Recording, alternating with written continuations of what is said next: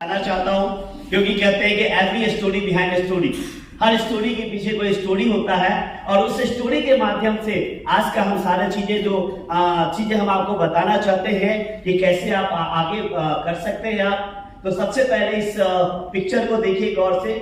इस पिक्चर में जो आप ये लड़का देख रहे हैं, जो बच्चा है लगभग 10 से 11 साल का बच्चा है ना, जिसका पैर से 1.5 गुना ज्यादा बड़ा चप्पल है, पैंट फटी हुई है और पीछे झोपड़ी देख रहे हैं आप। कुछ दिन पहले, अभी 2 साल कोरोना से पहले वहां गांव गया था, ये मैं ही हूं।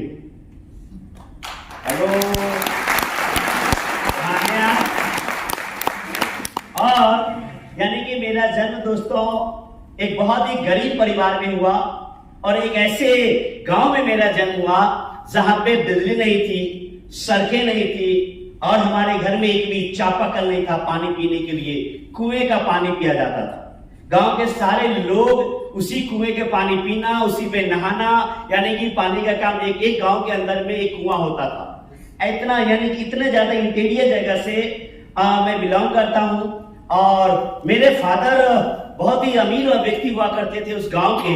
इतने अमीर व्यक्ति हुआ करते थे कि हमारे पिताजी साइकिल पे गांव में घूम करके साड़ियां बेचा करते थे।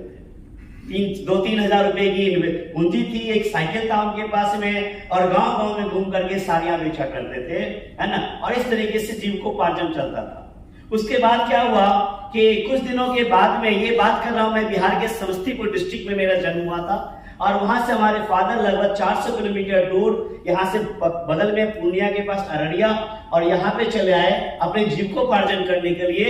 और वहां पे 100 रुपये महीने की उन्होंने किराए की झोपड़ी उन्होंने किराए पे लिया और वहां पे हम लोग 7 भाई बहन थे, माता पिता और 5 भाई बहन, और सबसे बड़ा मैं था। जब मैं 6th स्टैंडर्ड में गया तो उस समय मैंने साइकिल चलाना सीख लिया और साइकिल चलाना सीख क्या लिया तो हमारे फादर ने बैठाया, उन्होंने कहा कि बेटा 7 लोगों का परिवार है, अब तुम भी साइकिल चलाना सीख लिए हो तो चलो तुम भी मेरे साथ काम करो, कुछ तो हम अच्छा और कर लेंगे, कुछ ज्यादा पैसा आएगा तो घर परिवार अच्छे से चलेगा। अब मेरा ये गुनाह था कि मेरी साइकिल चलाना सीख लिया और तो हमने अपने फादर को कहा कि नहीं, मैं अभी नहीं कर सकता ये काम, क्योंकि मैं पढ़ना चाहता हूं, मैं आगे बढ़ना चाहता हूं, मैं भी जीवन में कामयाब बनना चाहता हूं, है ना, तो मैं ये काम नहीं कर पाऊंगा, अभी मेरा अभी उम्र भी नहीं है, मुझे पढ़ने दीजिए। उन्होंने बोला कि बेटा मेरे पास पैसा नहीं है, तुम्हें हम कैसे पढ़ा पाएंगे।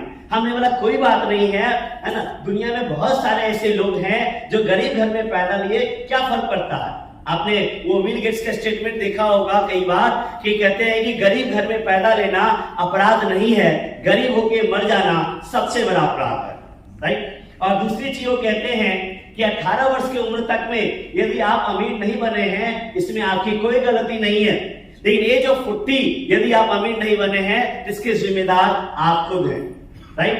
और है ना, मैंने कहा कि मैं नहीं पढ़ूंगा और मैंने कहा कहीं पढ़ा था वो बाइबल का वो लाइन कि खोजो तो मिलेगा, ढूंढो तो पाओगे, दस्तक दे के देखो, दरवाजा खुल ना जाए तो कहना। और मैंने खोजना शुरू किया, तलाश करना शुरू किया और कहते नहीं खोजेंगे तो मिल जाएगा। और खोजते खोजते, तलाश करते करते, क्योंकि बचपन में एक और हमारे एक शौक था हिंदुस्तान के अंदर में, एंटरटेनमेंट की बात करेंगे तो एक ही चीज होती है फिल्म इंडस्ट्री, और मैं हिंदी फिल्में ज्यादा देखा करता था। मेरे शहर में 3 सिनेमा हॉल था, कोई भी मूवी में छोड़ता नहीं था।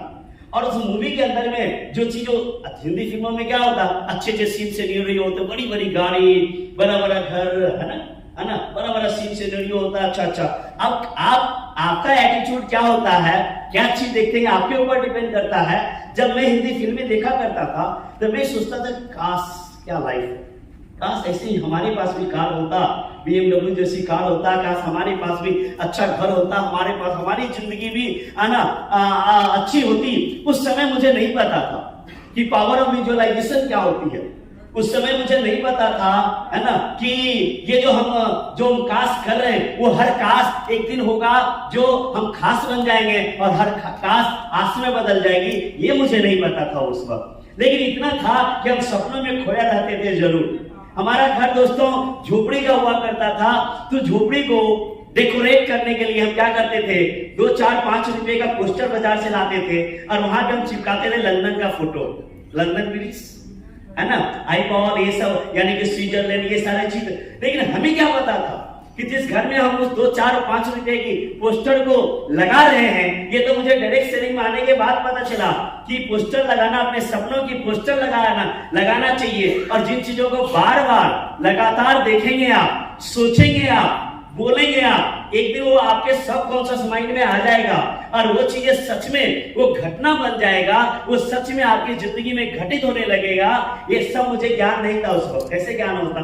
उस समय तो मैं पढ़ाई कर रहा था, तो मुझे ये सब ज्ञान नहीं था, लेकिन विजुअलाइज करता था, सच्चे दिल से, ईमानदारी से सोचा करता था उन सपनों के बारे में, उन सिनेरियो के बारे में, और इसी तरीके से खोजता गया, तलाशता गया। कहते हैं ना कि जब सच्चे दिल से सोचते हैं आप, तो गॉड कोई ना कोई मैसेंजर आपकी जिंदगी में, है ना, किसी न किसी को आपकी जिंदगी को बदलने के लिए आपको आपके पास में भेजते हैं। और यदि आप उसको रिसीव करते हैं, एक्सेप्ट करते हैं, तो फिर, है ना, चमत्कार हो जाता है। और ऐसे ही हमारी जिंदगी में एक मैसेंजर का आगमन हुआ, उसका नाम है मिस्टर रवीश रस्तोगी साहब। इनके लिए एक जोरदार ताली। जोरदार का मतलब जोरदार होता है। देखिए, आपको जोरदार हो जाइए, जबरदस्ती वाले मत हो जाइएगा, है ना।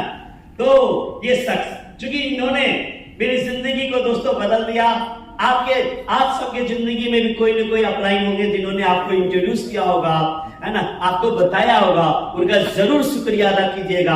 हो सकता है कई लोग ऐसे भी होंगे जिनको इंट्रोड्यूस करने वाला नहीं होगा, हो सकता है बिजनेस में हो ना हो, एक्टिंग हो या ना हो, लेकिन शुक्रिया जरूर कीजिएगा, क्योंकि उन्हीं के माध्यम से दुनिया का ये सबसे खूबसूरत अपॉर्चुनिटी मोदी केयर से आपको रूबरू होने का मौका मिला है, इसलिए उनकी शुक्रिया जरूर अदा कीजिएगा।